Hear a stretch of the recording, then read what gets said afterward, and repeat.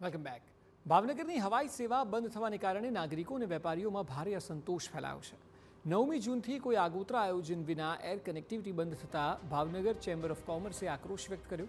Bhavnagar chamber of commerce દ્વારા સરકારને રૂબરૂ અને પત્ર દ્વારા અનેક વખત રજૂઆત કરવામાં આવી છે, પરંતુ અત્યાર સુધી કોઈ પરિણામલક્ષી પગલાં લેવાયા નથી.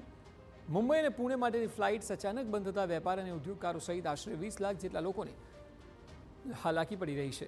રાજકોટ ચેમ્બર ઓફ કોમર્સ સાંસદ મનસુખ માંડવિયાને સાથે રાખીને રજૂઆત કરી છે.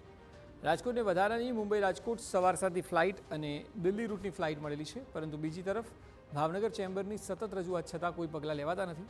ભાવનગર ચેમ્બર ઓફ કોમર્સે હવે મુખ્યપ્રધાન ભૂપેન્દ્ર પટેલને રૂબરૂ મળવા સમય આપવાની માંગ કરી છે અને ભાવનગરની એર કનેક્ટિવિટી તાત્કાલિક પુનઃસ્થાપિત કરવા રજૂઆત કરાઈ.